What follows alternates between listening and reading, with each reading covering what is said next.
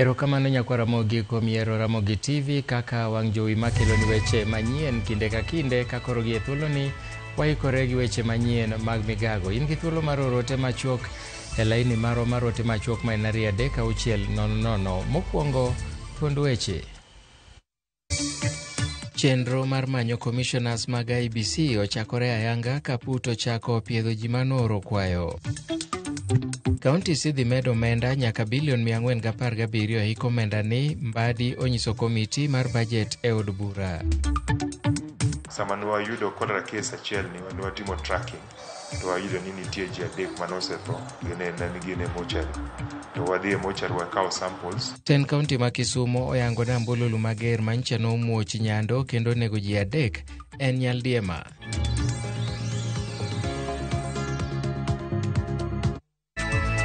Arwakeni machiegni nyinga Milton Ochieng' Awuor. Chenro mar piedho joma dwaro bedo commissioners mag duol mochung'ne yiero kod kiewo pacho ka IEBC ochako dayo dho joma dwaro bedo commissioners mag IEBC bang' tieko dayo dho jok madwaro bedo jakom maduol no odiochieng' manyoro. Apudno biro dayo dho ji maromo 111 kaka wuono ji 6 ochopo e nyim apudno. Nyaka sani oseda dho ji 3 moting'o Abduba Molu Ido, Abdifadi Abdullahi Yaro to kod Abdi Khadim Idan Abdi.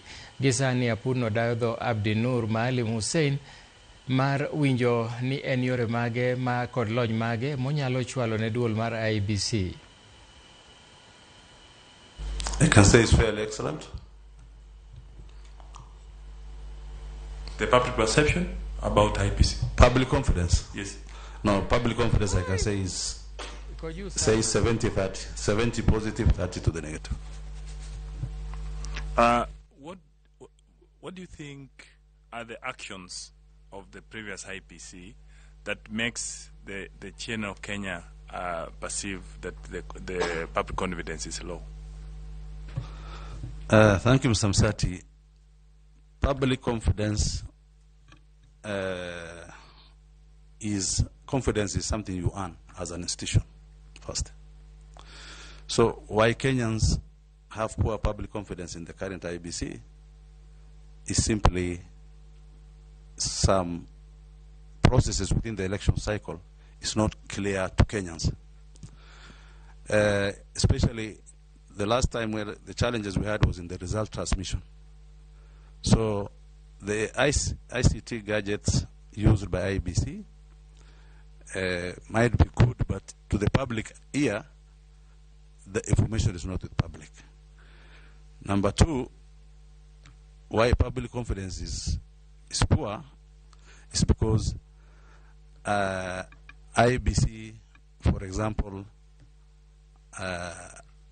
there was a poor voter registration exercise throughout the year, which is supposed to be a continuous process. So the registration and the voter education, all these activities were poorly done. 3, there was no proper engagement, stakeholder engagement of IEBC activities with the public. So the public and the IEBC as a commission are not in tandem in terms of the activities they are doing because stakeholder engagement was weak. Thank you. So if you are given an opportunity and you are a member of the commission of IEBC, what will you do to improve that public confidence, particularly in line with communication? One, I will really indulge in proper. We will strengthen along with the team proper communication protocol of the organization. Have a standard code of conduct in place. Have regular stakeholder engagement. I think in so doing will improve the public confidence at that time. Thanks so much, Chair. I wish you well. You gave some percentages on public confidence. Yes. You said 7. Piny owacho chano mar medo pok mar omenda ne counties ma pacho ka nyaka siling bilion 417 hiko omenda ni. Maeri en kaluwore gi jatend migawo mar omenda John Mbadi mano ochopo e nyim komiti mar od bura mochung'ne budget Kamano dadhoge kaluwore gi pok mag omenda hika 2025-2026. Counties osebedo ka koni gin kod pek e tayo chenro magi kaluwore gi omenda magiyudo mabende ok rom, ka okang' ma kama nyalo miyo counties yot e tayo chenro mag dongruok. I have always mentioned, even before I joined the executive, that we have been over-projecting revenue. And I didn't want to get into National Treasury and continue with the same habit. So when I realized that we have that projection out of interrogation, we settled on a lower figure, and I will explain that shortly. So out of this, we are proposing that national governments be allocated 2,419.4 billion, while county governments be allocated 405.1 billion as county equitable share. And then we are also proposing another additional 10.6 billion for equalization fund. This being 7.9 billion for financial year 2025-2026 as per the Constitution, which provides that 0.5% of the revenue should go to this fund.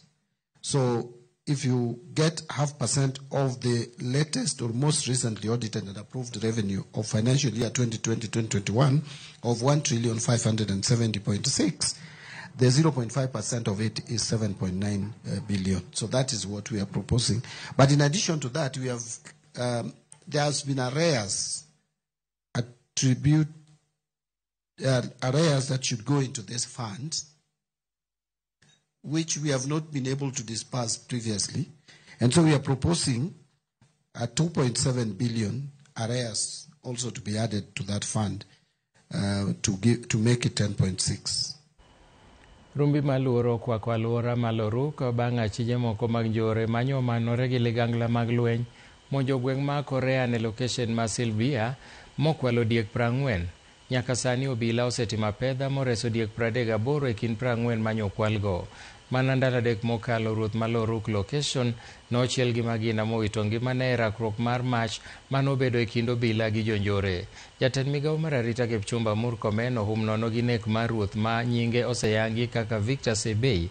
Murkomen tudo monj makamano gi mawuok Samburu kod Baringo gi ywaruok mar tong' yo Baringo manyandwat, Baringo ma milambo, Samburu, Laikipia kod Isiolo gi Turkana.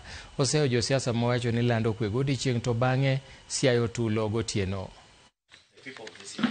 If anybody thought that we are going to slow, we are going to cede any part of Kenya to any of the criminals, I want to say this without fear of contradiction, that we are not going to cede any part of this republic to any criminal. Our officers are well-trained, well-facilitated, well-resourced to take care of our country. That is why they are recovering all this livestock. The police officers are here because we know they are likely to come. That is why the police are here, to make sure that that if in the event that criminals come around, we deal with them decisively. And I want to say that what has been done in the last few weeks, I want to ask the police officers now to upscale it, to drive away all the criminals from this area, away from this region, and to make sure that as much as possible, they do everything humanly possible to arrest them. Moko kuom MCS e od bura ma kaunti ma Nyamira ne odhi nyime gi seyo gavana Amos Nyaribo kuom siayo ywaruok mar telo mosebedo ka dhi nyime e od burano. Ka giloso e laro mar od burano ma Nyamira, MCS go wacho ni wach ma chwalo twak e kor gwenge motisi ni vikao vya bunge mashinani obalo gi chike, kendo ni pok ne gikalo paro mar tero twak mag od bura e kor gwenge. Jotelo go bende ng'ure wi okang' mar loko jok maketo sei akaunt mag bengi mag kauntino ka giwacho ni mago gin oledhi mag dwaro lodho omenda kowuok e bengino e yo ma ok opuodhi. Gikwayo sirikal mamalo mondo odonjre e ywaruok ma kamano mondo mi kwe oduogi. Never gazetted. It's not gazetted to carry the operations of the County Assembly of Nyamira, or to act in any way on behalf of the County Assembly of Nyamira. Whatever they are doing outside there, it's illegal. County gani umesikia iko na bunge mbili? Tunauliza serikali yetu kuu, kwa nini inaangalia haya mambo yakifanyika? Jambo la kustajabisha ni kwamba wameenda mpaka Central Bank, wamepatirisha signatories, yani ya kwamba wanataka kuiba pesa hadharani beupe. Jalup gavana ma kaunti ma Nakuru David Kones oseyo jotelo mag siasa mar pogruok e kaunti no kaluwore gi lal mar gavana Susan Kihika e wang' jopiny kuom mayo dweche 3 kokoni kaunti no chung' motegno kendo chenro duto dhi makare e bwo tende nyaka gavana duogi. Okwedo jogo maseyo Kihika kuom dhi konyore e piny ma oko kowacho ni ng'ata ng'ata nigi ratiro mar timo kamano kamora mora modwaro. Owacho magi e boma ma Nakuru e kinde mano yange masinde mag kunyo pi mabiro konyo jodak ma kaunti no, masin momwonyo omenda maromo milion 70. I want to tell the people of Nakuru County, nikiwa deputy governor wa Nakuru County, I'm always there 24/7 kumsaidia gavana wetu. And I'm going to do all what it takes to make sure that her agendas are accomplished by all means. I know quite a number of people are talking, but they want to remain relevant anyway. They want to remain relevant. Whatever they are talking, they are only just talking, but not knowing what they are talking about. All the devolved functions of the county, they are going on very well. Apisa mag thieth e kaunti ma Kisumo kotelnegi kod jatend migawo mar thieth Laktar Gregory Ganda olando ayanga muoch mar tuo mar nyaldiema e sub kaunti ma Nyando. Muoch tuo ma kamano manokwongo fwenye kar yudo thieth ma Ahero County Hospital tarik 19 dweni nyaka sani oseweyo kwan ma ji 15 michichne ni kod tuono kuom jogo ji 6 oseyud kod nyaldiema ka ji 3 moting'o nyithindo 2 ma johigni 14 kaachiel kod johigni 31 osewito ngimagi. Apisa mag thieth koro keto kar chwalo thieth mapiyo e gwengego kendo gidhi nyime kod chwalo milome manyalo konyo oganda geng'o gamo tuono. Gikwayo jopiny mondo lure kod okenge maketo ler e rang'iny mamalo ka gijiwo ng'ata ng'ata manigi ranyisi moro amora mar nyaldiema mondo ring mapiyo yud thieth e osiptal man machiegni kode. Wan gi outbreak mar disease miluongo ni dieo gi diep man gi pi.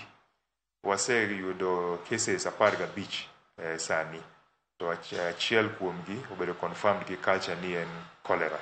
Wan gi ji 6 ma wa confirm gi rapid test ma wayudo ni nyalo bedo ni gin cholera, but pok watimo culture and sensitivity. Kaka department wacho ni wabo declare ni ma is a cholera outbreak, to wabo timo contingency plans kaka watimoga. Wase lose ji adek osetho. Sama wayudo cholera case achiel ni watimo tracking, to wayudo ni nitie ji 3 manosetho gin e mortuary. To wadhi e mortuary wakawo samples, ma ka samples go onyiso ni rapid test onyiso ni jogi nyalo bedo ni gin gi cholera. Chenro mag thieth ochung'e kar od thieth mar Rufaa ma Vihiga tok jochiw thieth ng'anyo e wi koso mwandu mochuno mag thieth kamoting'o nyaka yedhe. Ka giloso gi jofwambo odiechieng' manyoro, jochiw thieth go noseyo migawo mar thieth e kaunti no ma giwacho ni apisas moko mag migawo no tiyo marach gi pes kaunti kar ng'iewo mwandu mochuno mag thieth. Jotuo koro nyisi mondo many thieth e ute mag thieth mamoko ka gilero ni chal mar od thieth ma Vihiga sani rach kendo keto ngima jotuo kama ng'awo. Dr. Clarence Eboso olieko ni migawo mar thieth no sani oyawo akaont machielo mar bengi mitiyo godo e kwalo pes kaunti monego ti godo e od thiethno kodwaro mondo duol makedo gi mibadhi e pacho ka ochak timo nonro.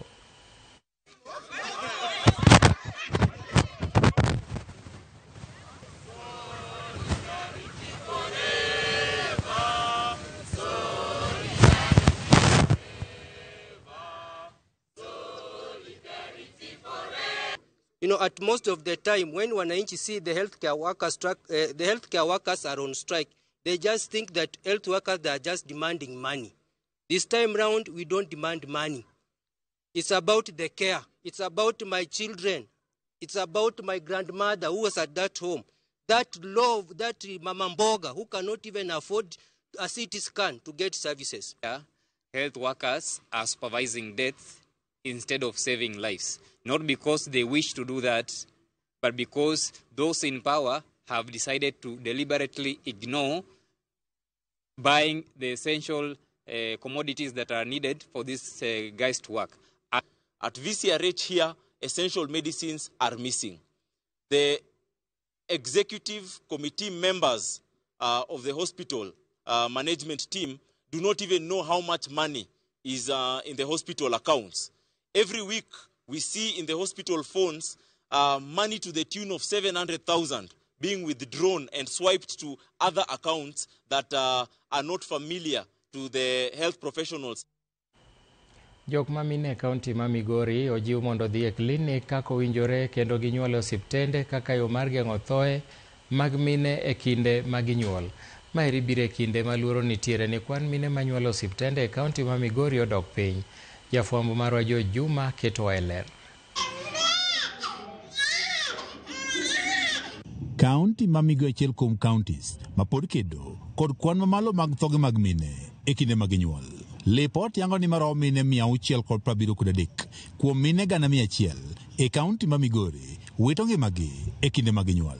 Mae osetudi kod rem mar mine mapek e dhi e klinik kaka owinjore kaachiel kod nyuolo osiptal kod mamoko. Ka miyo osebedo mapek mar jumbe 12 onego beni osechako ANC clinic attendance mare facilities. To mano king'iyo namba no ibiro yudo ni namba marwa pod slightly low to that number. Jochiw thieth wacho ni ber ka ichopo ir mine e kor gwenge kendo ipuonjogi ber dhi e klinik kaachiel kod ber mar nyuolo osiptal. By attending antenatal care regularly and according to the plans that we designed for them, we hope that some of the complications that they go through, especially during their pregnancies and during deliveries, are mitigated. Wahamasisha wamama wetu muhimu wa kuzalia hospitalini na kuhakikisha kwamba wanazingatia all antenatal clinics ambazo wanafaa wapate hospitalini. We are trying mondo wakete effort mang'eny mondo wami mine wa rit makare ahinya seche magipek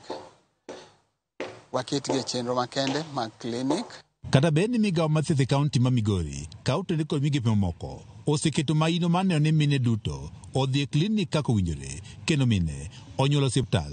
Lipot yango ni kwan mine manyuolo osiptal odok piny kawuok e 91% nyaka 84% e kaunti ma Migori. Skill deliveries apparently at this point in time we are at 84%.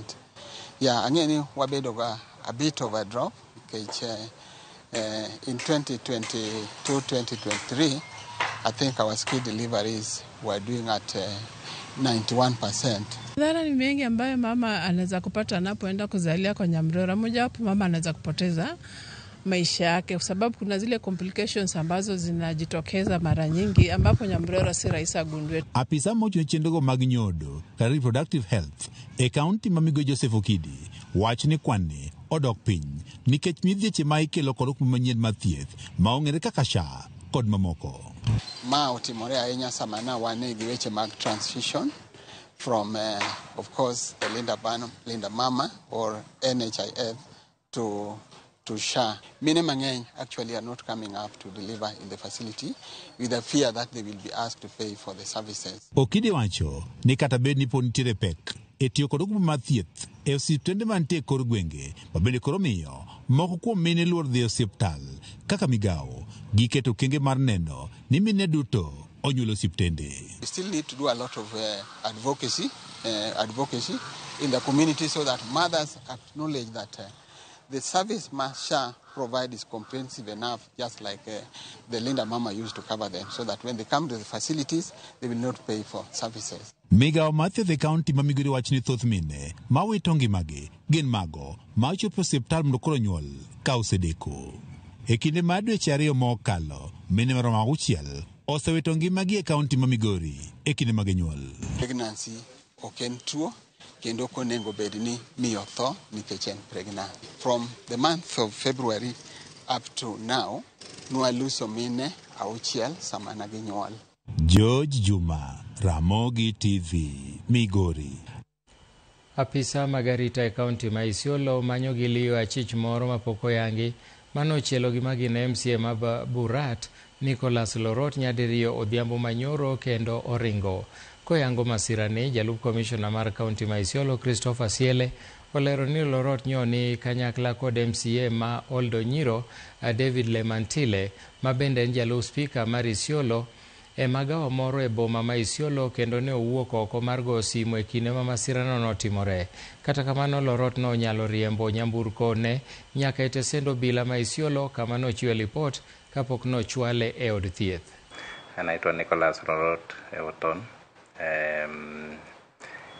Walikuwa na kikao na mwenzake Lemantile wa Oldonyiro na vijana wengine wawili walikuwa wanakunywa chai kidogo, akatokezea nje kupiga simu. Ndio maana wakati alikuwa ameingia kwa gari yake kupiga simu, kijana mmoja alikuwa amefaa kama mtu wa boda, akachomoa pistol na akampiga risasi. So kwa sasa yuko out of danger, maisha yake haiko hatarini, lakini kulingana na ripoti ya DCI ni kwamba kuna risasi kama 1-2 ambazo zimekuwa lodged kwa mwili.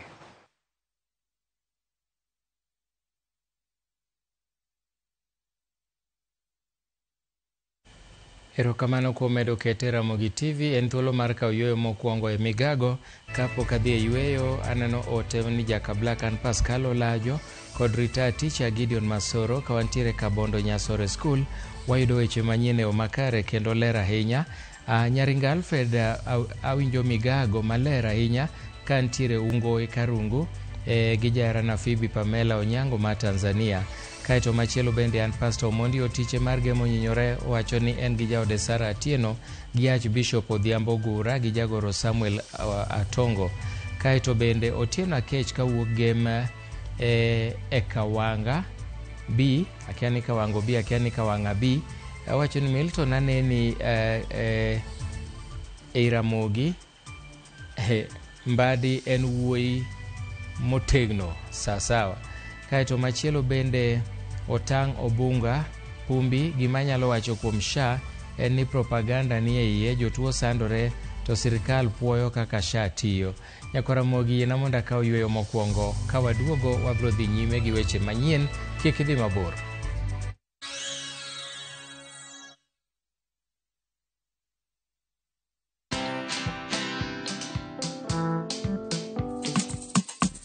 Today we're being flagged off and starting our 5-month journey. Around Africa. Yay! Hi. The dream they have to educate 50 for life inawezekana. We're doing this to support education of needy students through the Logos Endowment Fund. We invite you to follow us on all our socials around Africa on motorcycle. Watch this story and more. Download the Citizen Digital app or visit www.citizendigital.com and find the Citizen Originals portal. Kenya's #1 app, Citizen Digital.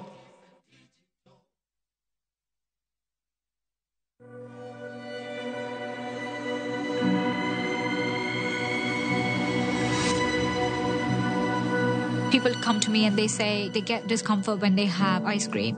Can you imagine that? Avoiding having cold ice cream. Sensodyne gives you long-lasting protections against sensitivity. And people come in and they're like, oh, it works. I can have ice cream and I'm not in any discomfort. I recommend Sensodyne because it works. It's brilliant.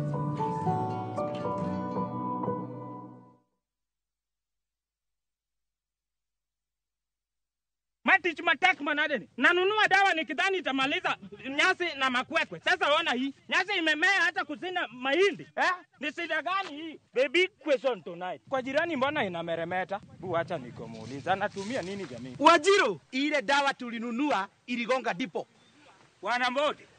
Samba yako inameremeta na yangu imechakaa ndugu yangu. Ulitumia nini? Sikoropa. Ati kolopa. Kolopa 300 OD huangamiza kwekwe na aina zote za nyasi kwenye shamba la mahindi kwa kiwango kidogo tu cha mililita 100 kwenye bomba la lita 20. Kolopa 300 OD humaliza kabisa kwekwe na nyasi sugu. Konga ndipo msimu huu. Tumia Kolopa, a product of Osho Chemical Industries Limited.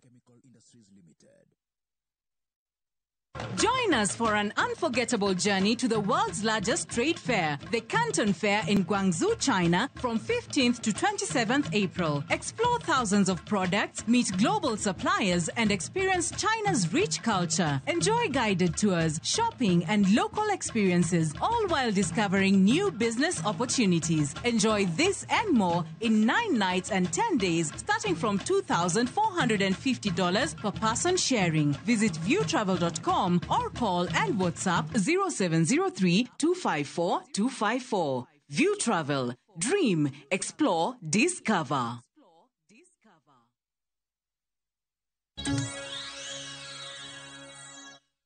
Machiegni kendo janeno. Jodak ma Kosege sub-county ma Suna West dwaro mondo piny owacho mar kaunti ma Migori oyawnegi od thieth kata dispensary ma Kosege ma giwacho ni nyaka ne ger higni 5 mokalo pok ochako tiyo. Kaka jafwambo marwa ma Migori George Juma lero, gikoni gikale achiedh nade e weche mag thieth kaluwore ni chuno ni nyaka giwuoth mabor ka gidhi manyo thieth.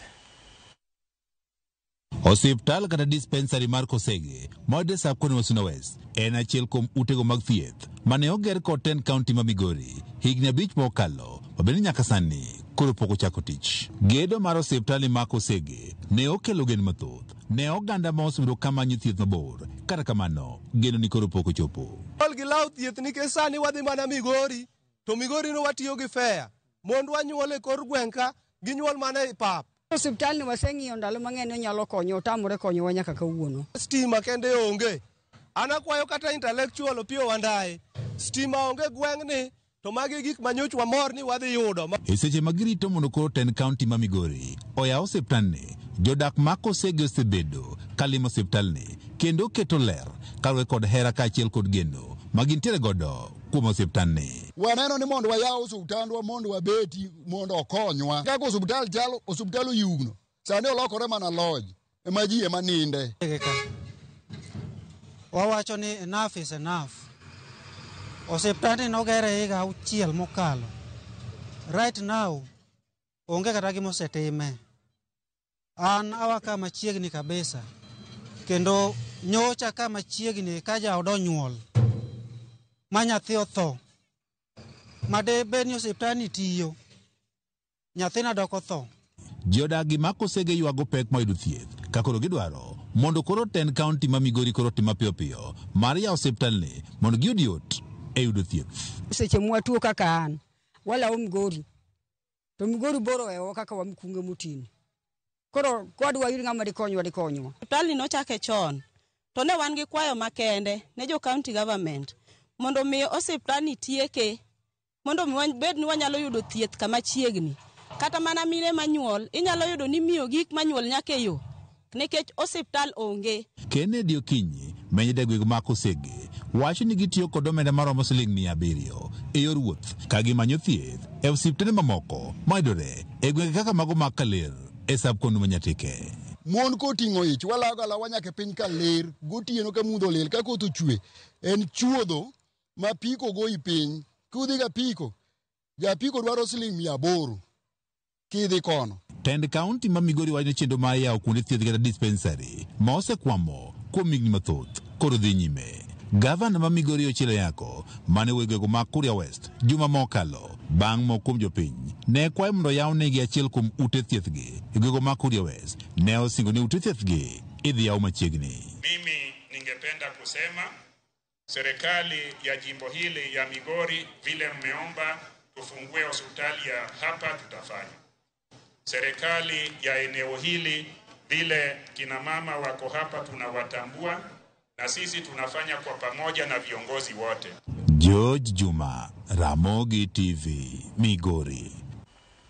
Piny owacho ma kaunti ma Siaya kokale bad migawo mar pur kod pith geto jopur mahewa 10,000 e bwo chenro machiwo kothe kod mbolea ma nengone yot e kinde ni ma jopur ikore mar komo. Fungruok ma kama en achiel kuom yore mag konyo jopur mosebedo ka ywago nok mar mbolea e pacho ka. Otieno Daniel nigi ler mathoth.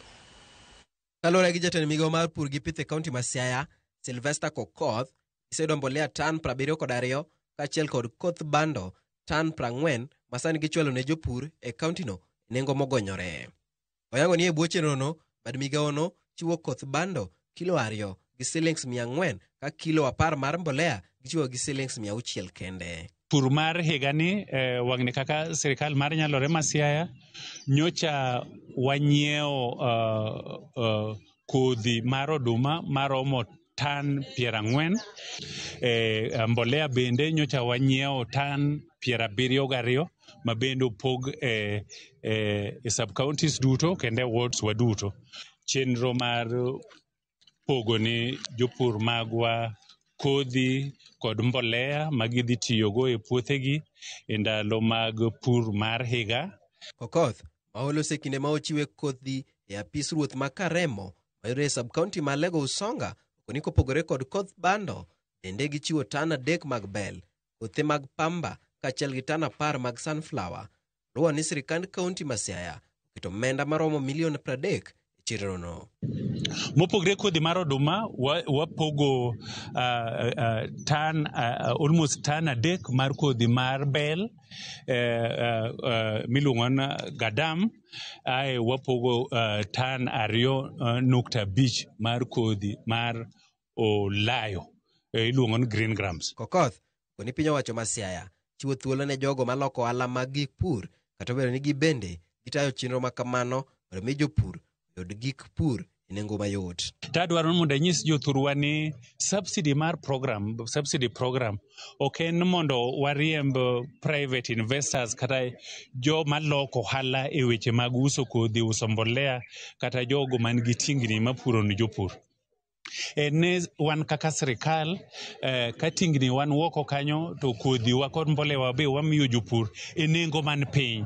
To nyiso ni koro jogo mauso e agrovet kata mapuro nigi kod tingni ma obiro through private entrepreneurs go ok gon gi nengo man malo ahinya manyalo tamo gi dhi e puothe. Jopur moyudo fuong'ruok makama ohero kamano e piny owacho mar kaunti ma Siaya kuom sire makama ka giwacho ni e kinde ni giyudo yot kotenore gi nyiewo gik pur ka gisingo mar medo keto kenge e none Siaya obedo kod keyo mabup.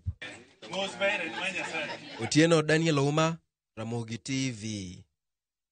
Duol marango rang'iny mar mwandu pacho ka KEBS okwayo jo Kenya mondo obed motang' kendo nene ging'iewo mwandu ma rang'iny margi opuodhi. Ka giloso gi jofwambo e kinde timo tiegruok kaka japiny nyalo fwenyo mwandu manikare, John Kabwe ma en maneja mayango rang'iny mar mwandu e duolno oyango ni chiro ma pacho ka ni kod mwandu moko magalagala ma ok opuodhi manyalo hinyo oganda. Okwayo jo Kenya mondo kinde duto obed motang' kendo kwayogi ni mondo ka ging'iewo mwandu to girang kido mar KEBS kata gior ote machok ne kambino mar fwenyo kapo ni mwandu mousnegi en mano makare. Want to facilitate trade. That is, we write standards, and standards are there so that trade can be facilitated. Products are able to move from one country to another, or they are able to give the best results when we use them by use of standards. The other thing we are doing is consumer protection. We want to make sure that the products that are outside there, they are safe. An imported product, we have something called the import standardization mark. It will be on the commodity. You can look at it. It has a number.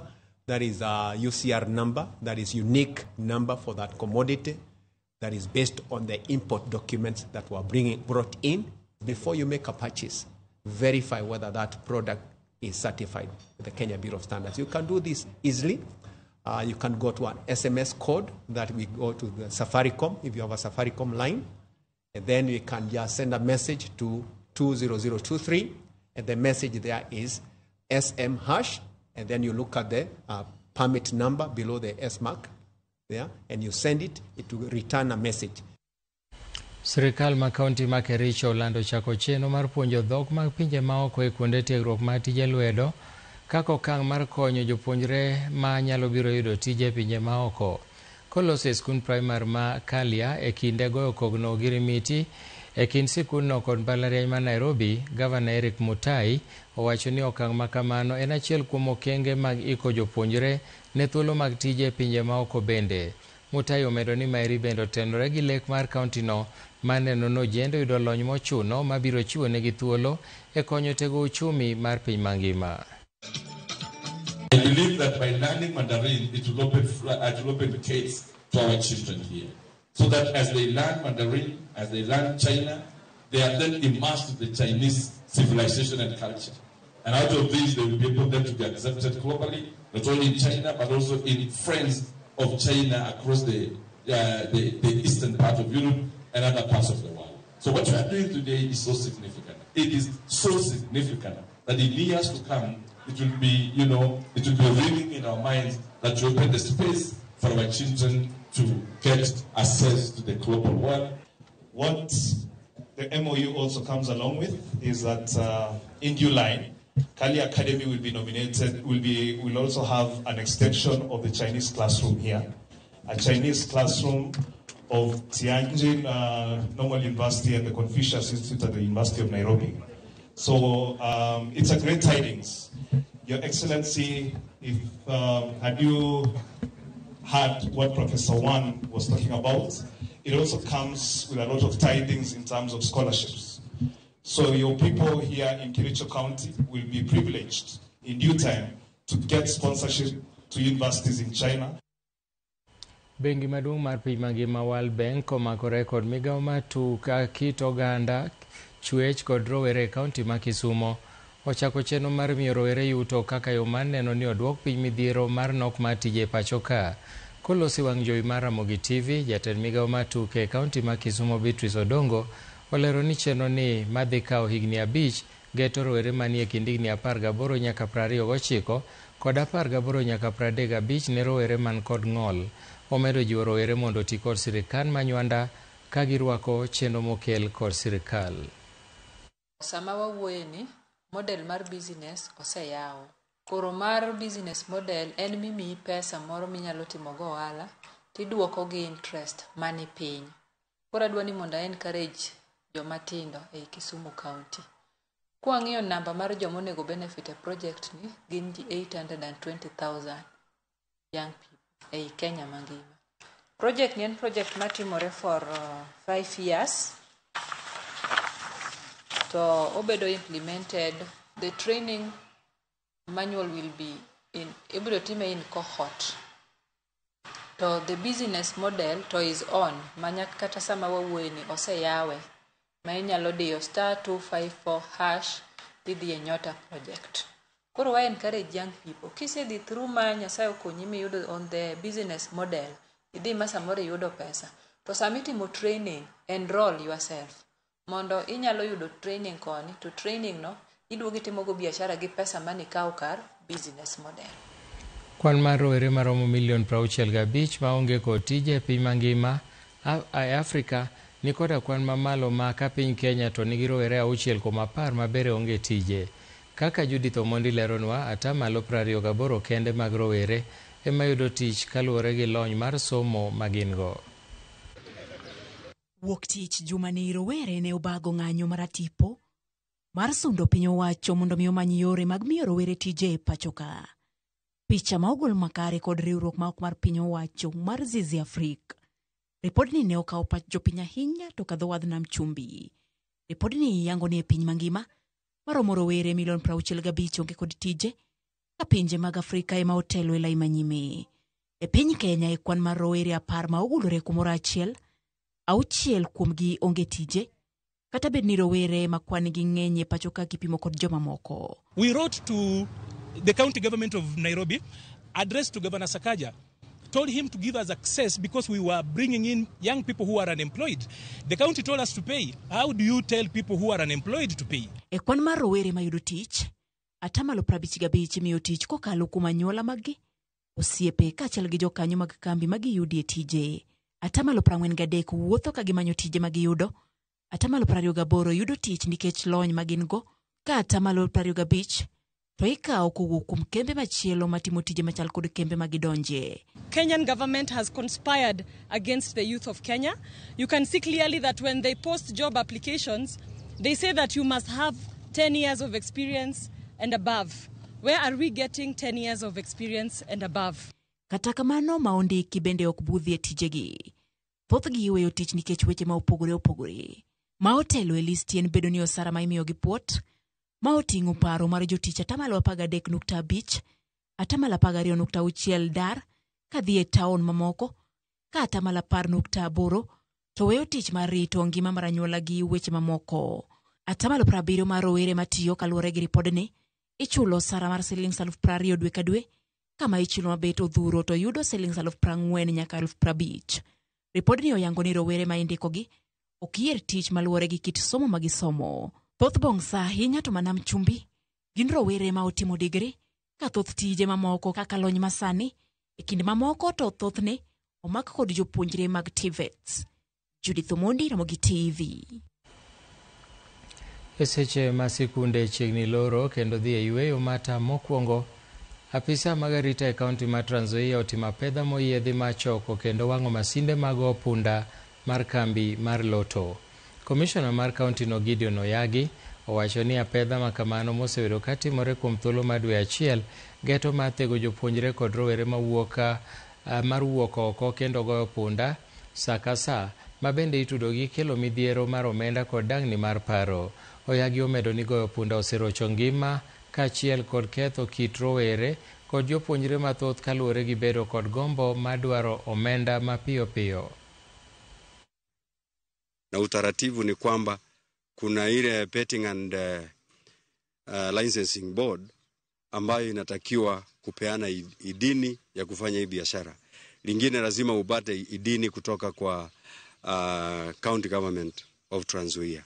Tumeangalia na tukapata ya kwamba hiyo idini hakuna, na tumekubaliana kutoka mwanzo ya kwamba hatutakubalia biashara ya Roto hapa Trans Nzoia, kwa sababu hapo ndio tumepata ya kwamba walivu wa kila aina wanakaa wakingojea kwenda kufamia watu wetu.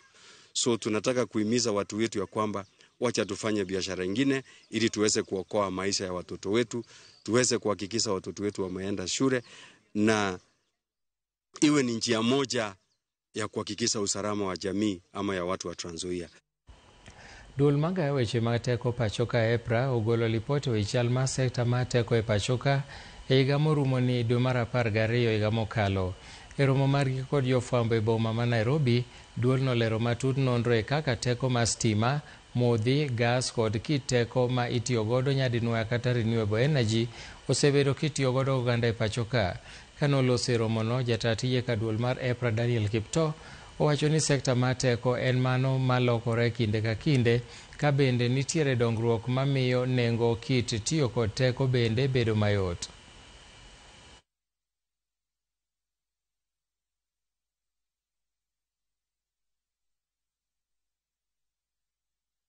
Experienced a very positive growth of 6.13% in power generation as compared to the first half of the previous financial year. This increase is mainly due to higher demand for electricity as more homes, businesses and industries are connected to the grid, as well as a natural growth in energy consumption. Gimwatimo Kenya kali uni cost reflective tariff. Tariff magwa waga gimlo uni subsidy. Ogit kiem kamani serikal jolo jo piny mondo tariff obe piny.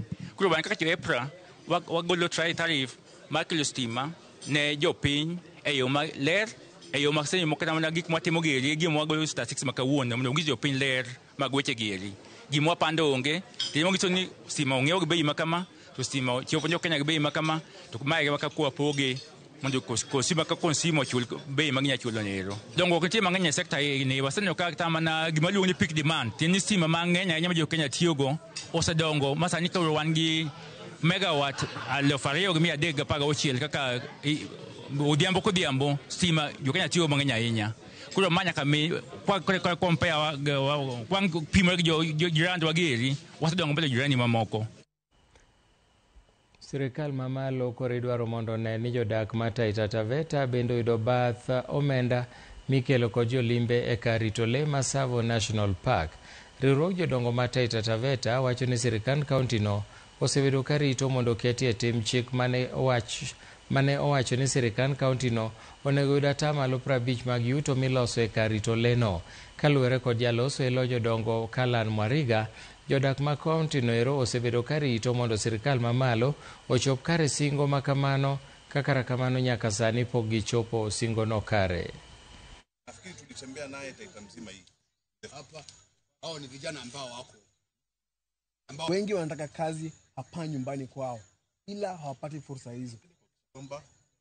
Council of Elders. Tunashindwa leo wakati huu ati koti zinaamua na kurudisha mipaka kwamba mahali fulani sasa kumebaki ni kwa Makueni na mahali kwingine ni Kwale, ili hali mipaka ya mkoloni nani alibadilisha? Na ilibadilishwa saa ngapi? Wakati gani? Kama haikubadilishwa, basi tujulishwe ni kwa nini koti inaamua kivingine. Tunaomba delegate ya Wataita ukutane nayo, kwa sababu tuko na maswala mengi, tumenyanyaswa. Tunaomba hivi rais, tukutane, utafute wakati, tuje chini, at least mbali tutakutana, tuongee, tukueleze maswala na machungu ya Taita Taveta. Pia mambo ya Tsavo Park, nadhani imekuwa ni wimbo. Hii 50% tumeingoja sana, na nadhani itatuinua sana katika hali ya ambayo tunaita social responsibility. Nafikiri ni baadhi ya viongozi wetu, kwa sababu interest za Wataita Taveta lazima viongozi wetu wazisukume, na tunaendelea kuwarai na wazee pia hapa kama stakeholders pia wanaendelea kusukuma hii agenda. Nyakoromogi wadhi yweyo mar ariyo, to kapok wadhi yweyo makamano, aneno ote mar Eli Apudo, japuonj kanisa mar ACK Emmanuel Center Church Kabondo, wachono neno weche manyien e yo makare kabisa, kendo en ko omoso jopuonj duto ma St James Ayengo Parish. Kaito Sara Singa Nyakwaro Dongo mar wang' neno Kanyamkago wacho na neno migago mos ahinya, kendo adonjo kae lunch time gi babawa kawaneno weche manyien e yo makare.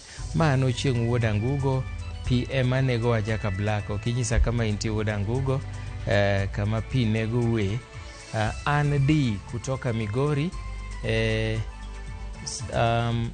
West edala mar Buria Magongo, aneno loud and clear. Ero kama na inyanya kwa Ramogi, pod wan gi mathoth kikeni mabor.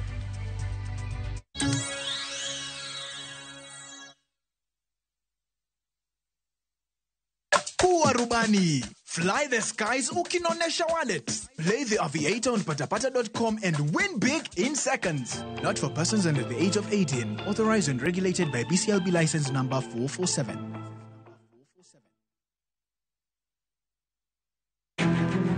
Wakeloni chenro mar ohala kod lony gi dongruok mopogore opogore. Ohand kinyosi nigi pesa kitimo gima dwarore. Weche makende moa kuom jogo makelo lokruok e ngima dhano. Ohala ber nikech ohala puonji managerial skills. Lek ma in go iriembe mineni gigo chopo. Chakre gi jogo mane ochako ohala manyien. Kalure gi kaka nachako gi kuma achope, ohala ni en ohala maber.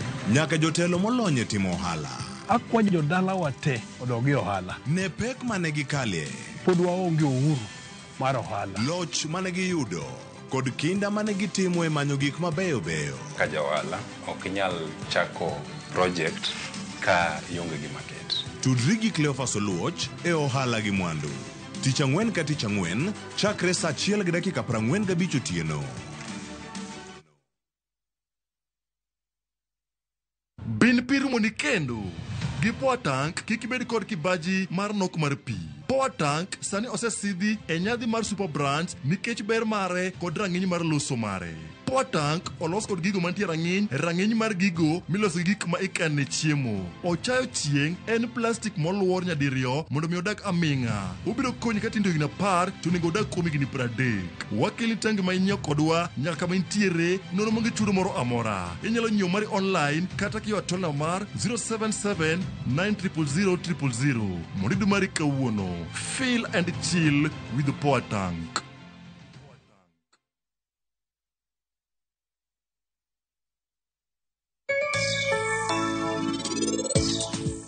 I'm sure ni nyakono kaka wanne wamake en koro oseyudo chwat maber ahinya kae.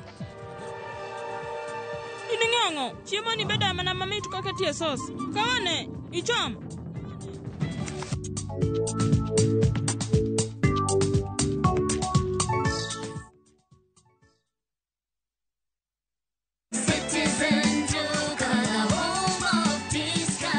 Msimu huu wa Ramadhani Ramadhan, save pakubwa na Citizen Duka, the home of discounts. Pata tende 500 grams kwa shilingi 289 kutoka 375, 2 kgs basmati rice kwa 589 badala ya 746, 2 kg ya unga wa ngano kwa 149 kutoka 171 na 500 ml maziwa kwa shilingi 45 badala ya 49. Kununua bidhaa hizi, dial *487*5#, chagua bidhaa unayoitaka, lipa na uchukue bidhaa hizi kwenye Quickmart Supermarket karibu nawe na uenjoy kusave. Citizen Duka, the home of discount.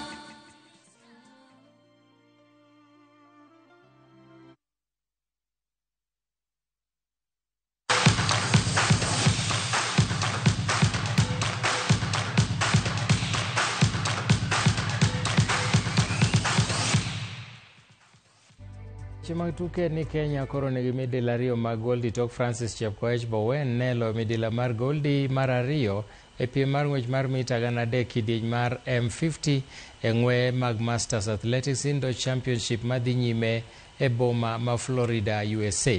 Bowen notito